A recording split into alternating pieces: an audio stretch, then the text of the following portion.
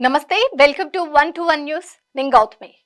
నియోజకవర్గాలకు సంబంధించిన వాడివేడి చర్చలు జరుగుతున్నాయి. అసలు బిల్లు ఆమోదం పొందుతాయా లేదా అని పక్కన పెడితే సినిమా తరహాలో సభలో వాదోపవాదనలు జరుగుతున్నాయి. గురువారం కేంద్ర ప్రభుత్వం లోక్సభలో 3 ముఖ్యమైన బిల్లులు ప్రవేశపెట్టింది. 131వ రాజ్యాంగ సవరణ బిల్లు, 2026 డీలిమిటేషన్ బిల్లు, 2026 కేంద్ర పాలిత ప్రాంతాల చట్టాల సవరణ బిల్లు 2026లోనూ లోక్సభ ముందు కేంద్రం ఉంచింది. ఈ బిల్లుకు మద్దతివ్వాలని కోరుతూ కేంద్ర హోంమంత్రి అమిత్ షా, ప్రధానమంత్రి మోడీ ప్రసంగం సభలో హైలైట్ అయ్యాయి. ఇద్దరూ తమదైన మార్కు చూపిస్తూ ఓవైపు విపక్షాలకు చురుకులు అంటిస్తూ మరోవైపు వారిని ఒప్పించేందుకు ప్రయత్నాలు చేశారు. ప్రజలను వర్గాలుగా భావించి వారిని ఆకట్టుకునేలా మాట్లాడాలంటే ప్రధాని తర్వాతే ఎవరైనా.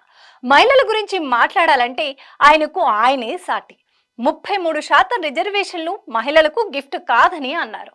అది వారి హక్కు అని చెప్పారు ప్రధాని.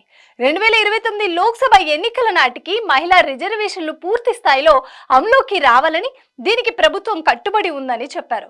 గత 3 దశాబ్దాలుగా ఈ బిల్లును ఆలస్యం చేయడం ద్వారా దేశంలోని మహిళలకు అన్యాయం జరిగిందని, ఇప్పుడు దీన్ని ఏకగ్రీవంగా ఆమోదించాలని పిలుపునిచ్చారు.